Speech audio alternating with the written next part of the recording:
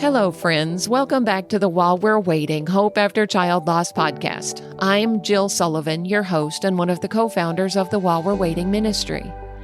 As you're listening to this episode today, Brad and I, along with Larry and Janice Brown, are in Alberta, Canada, preparing for our first While We're Waiting weekend at beautiful Sunset Point Christian Camp.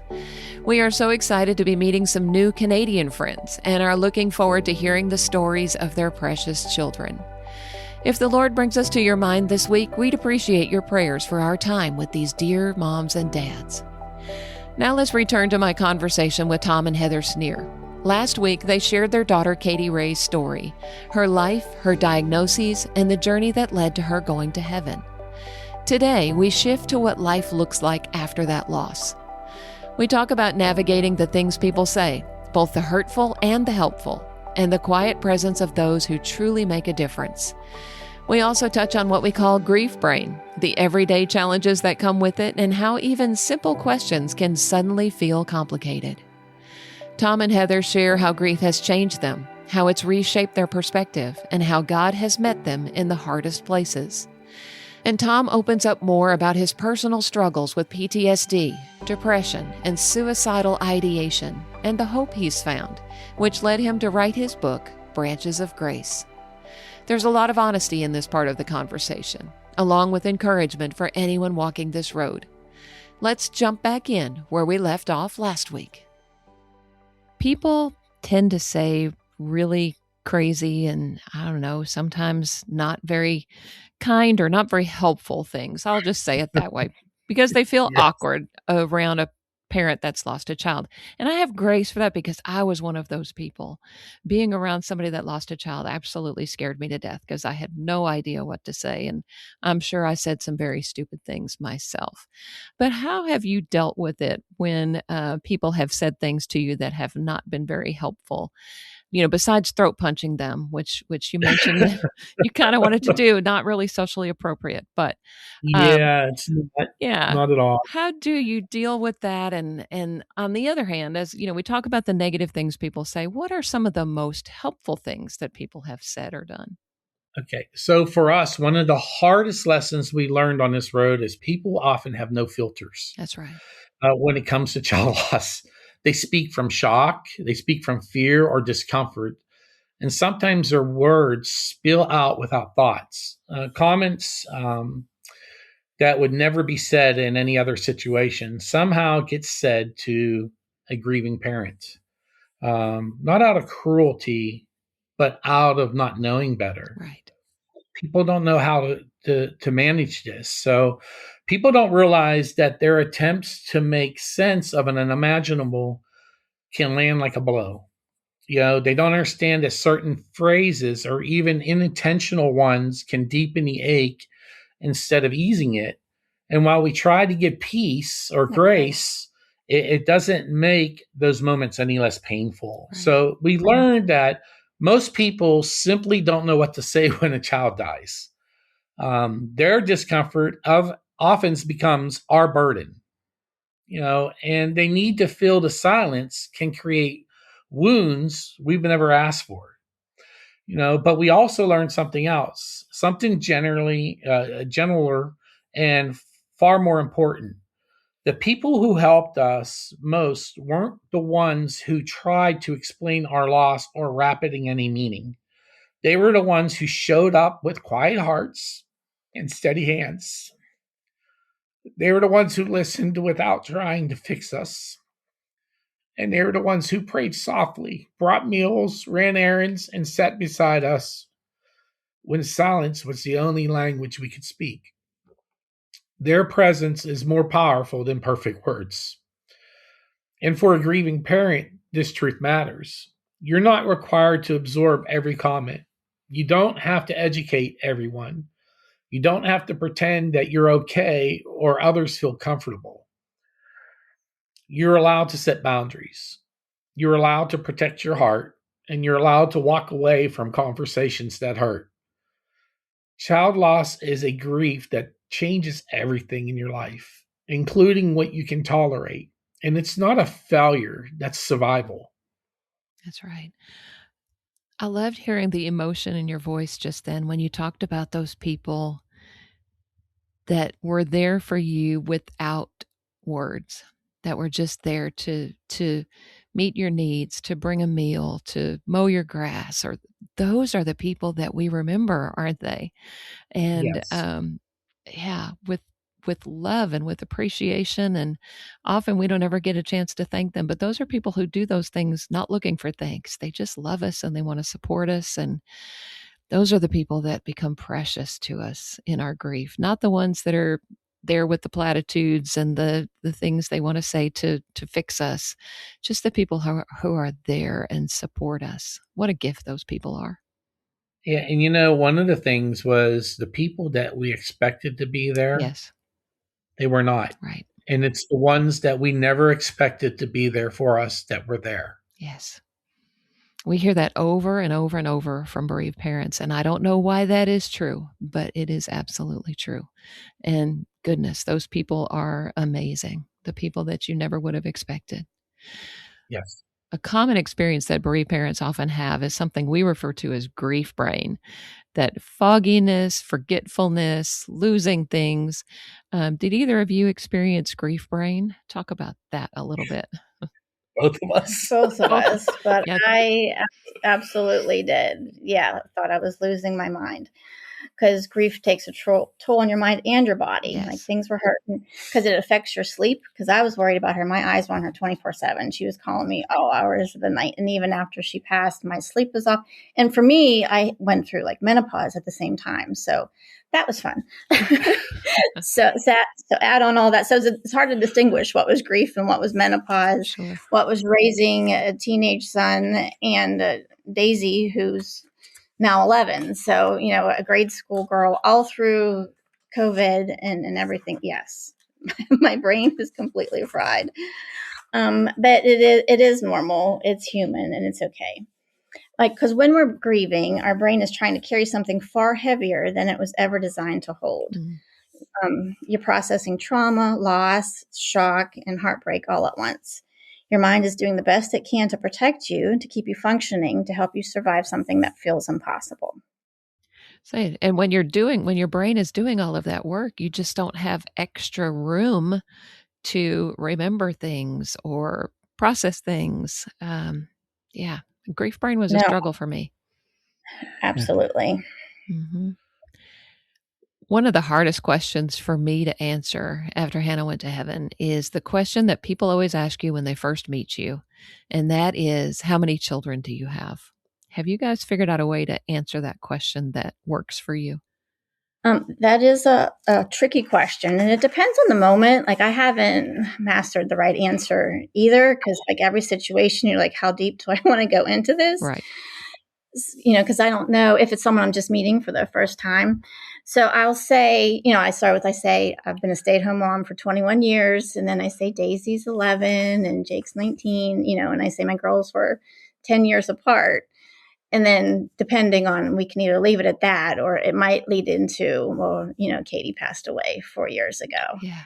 And then it's always hard. But then it also, whenever I do open up and like mention Katie, then I see it was God's purpose. And then that person was put in my path for a reason that I didn't see it coming, but God knows. God's in control. And then it opens a whole new avenue for me to help minister to new people. Yeah, that's right. And it's up to us to take advantage of those opportunities when they come available, isn't it? Yes. Yeah, and I think parents need to know there's no wrong answer here. Yeah. So for me, I say 3. I have 3, and to keep her present. I mean, I don't know if it's strange, but like every Sunday or all the time, I have some of her ashes in a little silver thing I carry with me the majority of the time. Mm-hmm. And it helps me keep her present.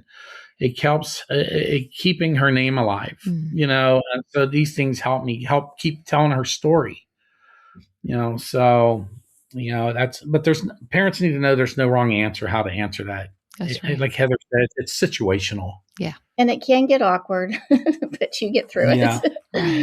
Right. Yeah.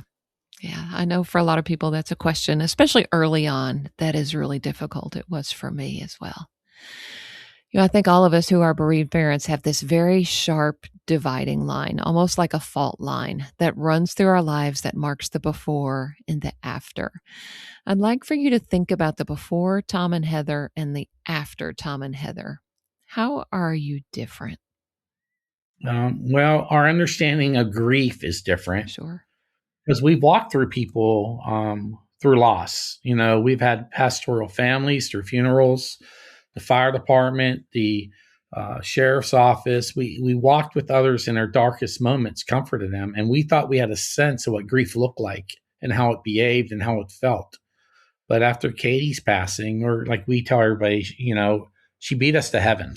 Yeah. So we realized that we only scratched the surface, and grief wasn't a moment. It wasn't a season. It wasn't something you get through or move past. It becomes part of us, and it changed the way that we saw the world, the way that we love, and the way we breathe. So at times I had to learn, because when Katie had cancer the first time, we saw families totally get destroyed with their children having cancer because they were playing the blame game. But Heather and I were like, no, Heather said, look, we're not fighting each other. We're fighting a disease. So, and that's what we did. We focused on fighting the disease and what was best for Katie and what was best for our family, And so we did that. So before it was just, here going through how grief was, and then like it changed everything.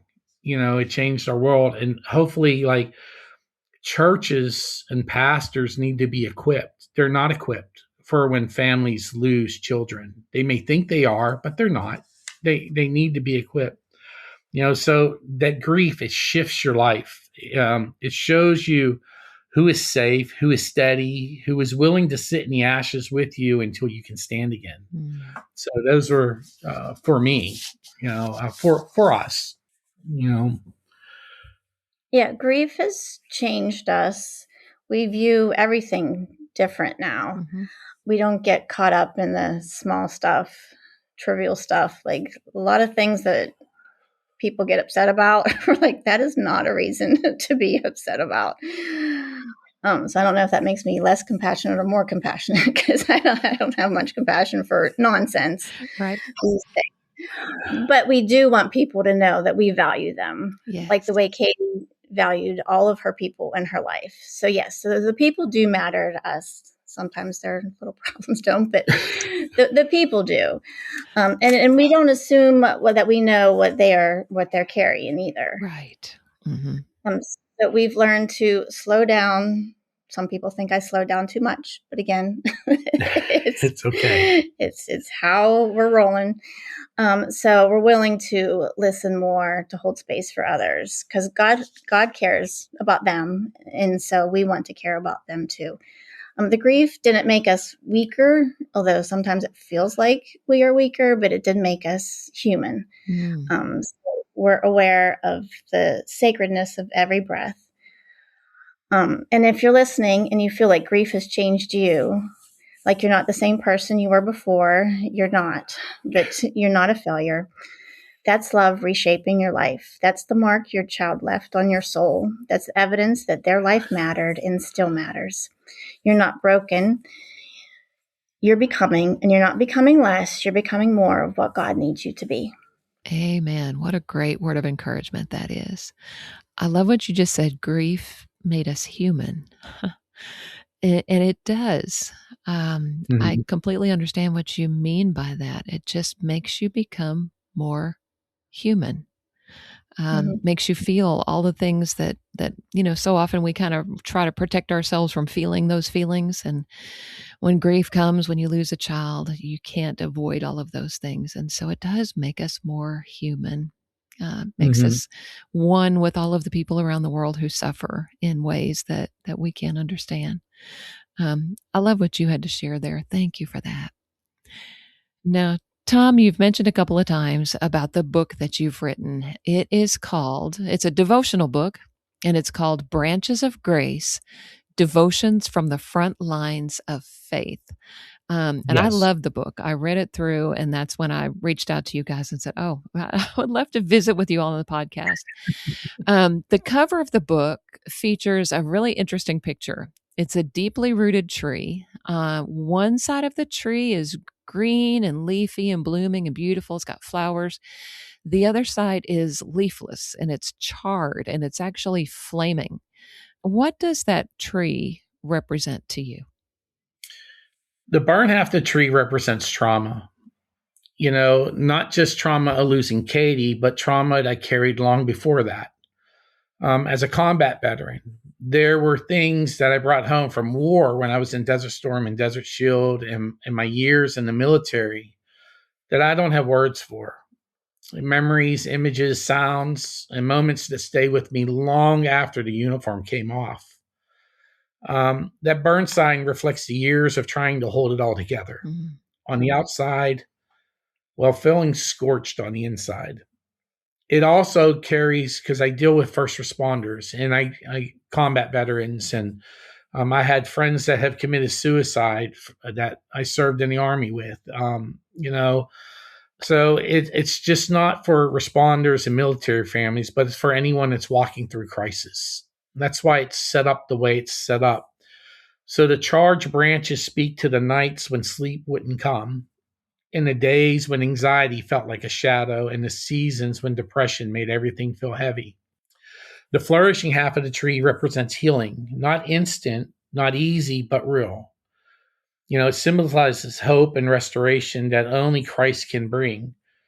And that's the part of the story where God steps into the ashes and begins to rebuild what is broken. He reminds that even when life feels burned to the ground, new growth is still possible. The shared trunk and the roots share the pain and healing are not separate journeys. They're together. They're intertwined. So my trauma, my grief, my faith, my healing, they all come from the same root system. For me, my faith is Jesus Christ, my Lord and Savior. God didn't remove the fire, but he stood with me in it. He used people, my wife, my friends, my chaplain brothers and sisters to help me stand when I could no longer stand on my own.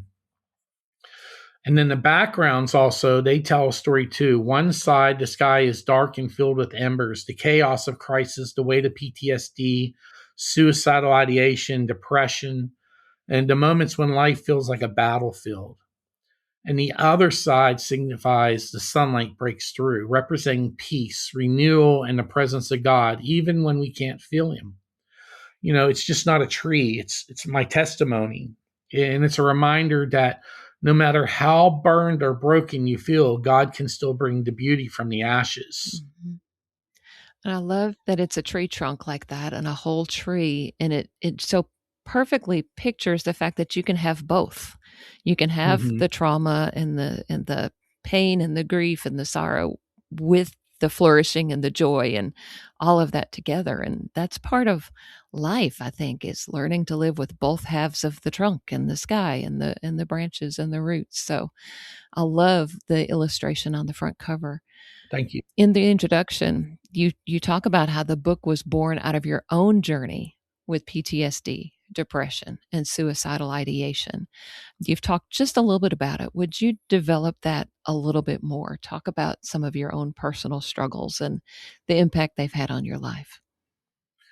So my journey with PTSD, depression, and suicidation didn't start with Katie's illness. Right. But through losing her, it did intensify everything. Mm-hmm. It began earlier during my time as a combat engineer in the military, especially in Operation Desert Shield and Desert Storm. There were things in war that you see that you never forget. You come home, but part of you stays behind, and sometimes that battlefield follows you into your civilian life. And for a long time, I didn't have the language for what I feel. I just knew I was angry, exhausted, hypervigilant, and emotionally numb all at once. I didn't understand why certain sounds and movies would trigger me, like fireworks or watching combat movies on the TV, or why crowds make me anxious, even when we go to an amusement park now. If there's too many people, I get overwhelmed and I'm like, we got to go. I can't and I always have to sit with my back towards, the wall so I can see who's coming in the building when we go to restaurants and things like that. And then people, even at times, they made me feel disconnected, even from the people I love the most. Depression it crept in very quietly. It came in very, not as sadness, but as emptiness, if that makes sense. And there were moments when the darkness felt so heavy that I even questioned whether life was worth continuing, even as a pastor. Even as a believer in Jesus. I know there are many examples in Scripture where there are great men of God that God used that were suicidal. Yeah. So Heather had to learn how to love me through that. She had to learn what PTSD looks like in real life, the irritability, the withdrawal, the sleepless nights because of night terrors, the moments when I shut down. She learned how to give me space when I needed it and how to gently pull me back when I disappear into myself. And she learned how to recognize that when I was struggling, even before I said a word, she continues to use her essential oils and supplements to help stabilize me, which helped gratefully, And I'll say with honesty and gratitude, if it wasn't for one friend, a police officer who recognized the signs and stepped in, I may not be here today. She saw what I couldn't admit. She looked in my eyes because she had seen it in other officers. She didn't ignore it. She didn't walk away. She got me to see this counselor, Tim. He was a Special Forces combat veteran and counselor, which understood trauma from the inside out. And he wasn't even accepting new patients, and he surely didn't want my insurance. But, if Tim and her have not intervened, and even our choir at our church at Liberty Live, Chi Alpha, I was sitting there one night, and that was the night I was planning on taking my life. And my little girl got up on my lap and grabbed my face and told me, "I love you, Daddy." And the choir was singing. And at that point, they were singing about the Lord and the struggles that are out there. And it just opened my eyes. It opened my heart that night. And God spoke very loud. And, if I would have taken my life, I wouldn't have been here to care for Heather and Katie when she came with brain cancer, and I wouldn't have been here for Jacob and Daisy, and I have a stepdaughter named Jordan also, and so that reality stays with me every day. I felt at that time the guilt and the shame. However, God changed those thoughts and feelings to gratitude. Gratitude that He placed the right people in my life at the exact moment I needed them most. And after Katie passed, or as we like to say, she beat us to heaven, I learned something else about grief and trauma. It reveals who your people really are. As I said, before, the people I expected to be there, they were not. And the people that I would never imagine, they showed up as anchors in my life. I have 3 really great friends, CJ, Rob, and Brian, who walked with me through some of the darkest seasons of my life. They check on me. They pray with me. Heather can call them and say, "Hey, something's going on with Tom." And they'll call me and they'll say, "What's going on?" They'll listen without judgment, and they refuse to let me isolate myself. I mean, they're brothers in the sense of the word, the brother. And there are others too, people who step in quietly, consistently, and faithfully, people God placed in my life exactly the right time, which He continues to do today. So writing this devotional book over the past 2.5 years became part of my healing. Putting words to the pain helped me process it. Sharing my story helped me realize I wasn't alone. And my hope is that anyone who reads it, especially veterans, first responders, or anyone who's carrying them with invisible wounds, will know that they're not alone either. So if you're listening and you're struggling with depression and PTSD or suicidal ideation, your pain is not a weakness. You're not broken beyond repair. There is help, there is hope, and there are people who want to walk with you. just like the people who walked with me, and they still check on me almost daily. So don't give up. Don't listen to the voices, because they're a lie right out of the pit of hell. That's right. For those who may be walking that same road, they may be right where you were, where they're not even sure if they want to keep living like you were that night at the church. You just hit on a few things, but are there any other specific words of wisdom that you would share with them, or suggestions that you would give them? I like the hoodie that's out there right now. It says that the world is a better place because you're in it. And it's very, very encouraging. And so things that I have done is I've taken classes to help me to be able to recognize that in someone else. I'm not saying everybody go to those classes, but the main thing, if you need help, you need to call and speak to someone to help you with that. Call the suicide crisis line. Talk with somebody. Don't be afraid. Those are the biggest things. Mm-hmm. Have somebody that you can confide in, that and is there somebody in your life that you're really worried about if you weren't here? And think about how that would affect them, because you're not ending your pain. You're just transferring it to others. That's a good point. Yeah. Thank you for that. And it sounds kind of like, in a nutshell, is don't isolate yourself. Yes. Yeah. Seek out help from others. And I think your book can really help with that, because that's exactly the target audience that you've written this book to, is people who are in that place, that very dark place where you were, that are looking for some hope. And I think they can find that in your book. Where can people get a copy of your book? Just on Amazon. It's in paperback and ebook.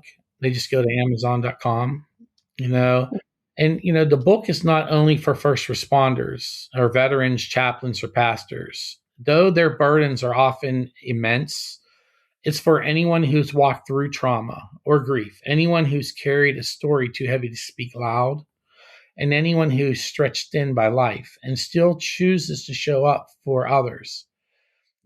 So it's for the quiet heroes who keep going even when their own hearts are breaking. Well, and I think what you've just described is every bereaved parent I've ever known. Yeah. And I know. And it's, that's why, out of the ashes, God brings beauty. Yeah. Not by erasing the pain, but redeeming it, and not pretending the story is easy, but providing that the story is not over. So I hope that it would encourage people that their story matters, their pain matters, and their healing matters. Absolutely. Yeah. As I read the book, of course, I could see the value to first responders and people like that. But of course, I read everything through the eyes of a bereaved parent, because that's what I am. And I just thought this is so helpful, because every one of us who is a bereaved parent, everyone who is listening to this episode right now, I think carries some degree of PTSD, just because of walking through whatever it was they had to walk through with the death of their child, whether it was a long drawn out illness like it was for us with our daughters, or if it was a sudden loss, completely unexpected, out of the blue, they never could have prepared for. We all carry some element of PTSD. Oh, I believe that 100%. Yeah. So I think your book would be helpful for anyone who has walked through the loss of a child. Well, thank you. Yeah, I appreciate you writing it for us. All right. Well, we've been talking for quite a while, and there is a last question that I always like to ask. Has music been an important part of your grief journey? And if so, what is on your playlist? Yes, music has helped us. When Katie was sick the first time, one of the popular songs on the radio was I'll Praise You in This Storm. Yes.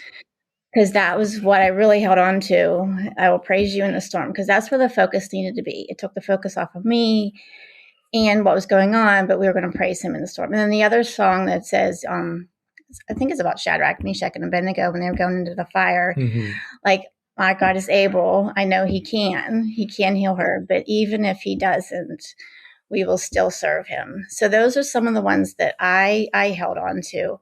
Because and any time struggling, the answer is always put on praise and worship just to help refocus, especially any songs that have scripture in it, holding on to all the scripture, anything that's a song, because that gets the word in you. And then that's what can help you sustain. Yeah. And then also, of course, Christmas music. Katie's favorite was Christmas music. And that was one of the videos we found on her phone with her and her girlfriend in summer. And her girlfriend's like, why are we listening to Christmas music? And Katie's like, because everyone needs joy in their life. So now our Alexa somehow got programmed every night at sunset, no matter what day it is, because sunset changes every day. Christmas music just comes on, so it makes us aware. Like there's Katie's Christmas, reminding us that it's Katie's Christmas music. So the first time it did it, I was like, Katie speaking to us. The first few times, he's like, "What's going on? What's going on? Why is it playing Christmas music?" Yeah.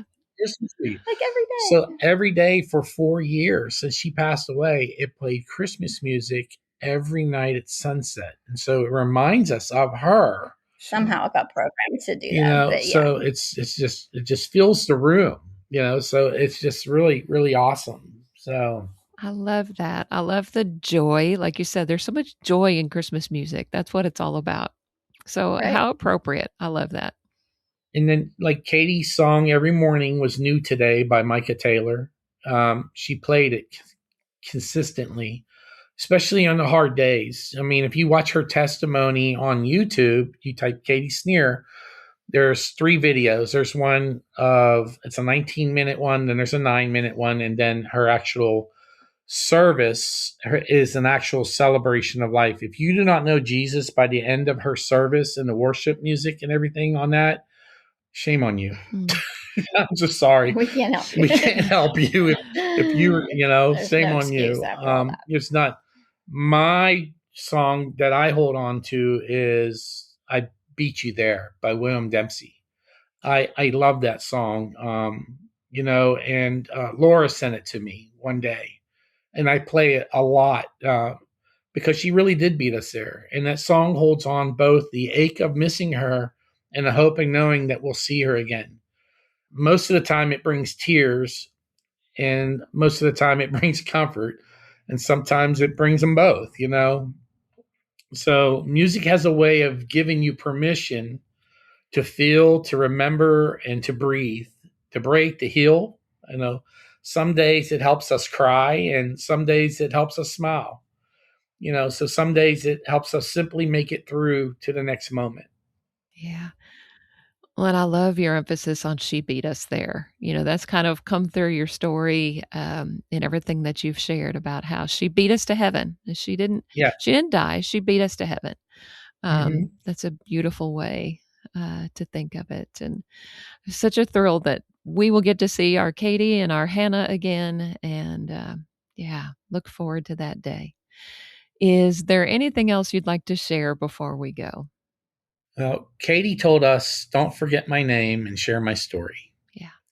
And she also says she wanted her story told so people can know the Jesus that she loves. And that was her heart, even in her suffering. She wanted others to find hope in him. Yes. She wanted her life and even her pain to point people towards the goodness of God. So as I already mentioned, you can see all these things about Katie on YouTube. They're encouraging and they're still shining today. Wonderful. Will you send me a link to those YouTube videos and then I'll put it in our show notes? Sure. All right. Thank you. Well, thank you so much, Tom and Heather. I have enjoyed our conversation today and just getting to hear Katie's personality and knowing our daughter Hannah's personality. I don't know how all that works in heaven, but I love to think that maybe they have met and maybe they're talking about us right now. Yeah. I bet they are. Yes. And rolling their eyes, probably. Rolling their eyes. They were 17. That's I'm right. You always like me all the time. Well, 17, that's what 17-year-old girls do, is roll their eyes at their parents. So right. And she did. And I'm sure yours did too. That's right. That's right. Well, thank you guys. So good to visit with you. I appreciate y'all. You too. Yep. And we thank you too. We thank you too. Well, friends, as we wrap up our two-part conversation with Tom and Heather, I'm grateful for their willingness to share Katie's story and their own stories so openly, honestly, and faithfully. To those of you listening who are walking this road of grief, I hope something in this conversation reminded you that you're not alone, that there are others who understand, and that even in the hardest places, God is present with you. If this episode encouraged you, I would love for you to share it with another grieving parent who might need to hear it. You can also help others find the podcast by leaving a rating or a review wherever you listen. It really does make a difference. And if you'd like to learn more about the While We're Waiting ministry, visit whilewe'rewaiting.org for information about our retreats, our support groups, and our other resources for grieving parents. I so enjoy meeting listeners at While We're Waiting events, and I would love to meet you someday soon. Thank you for listening and for walking this journey with me while we're waiting.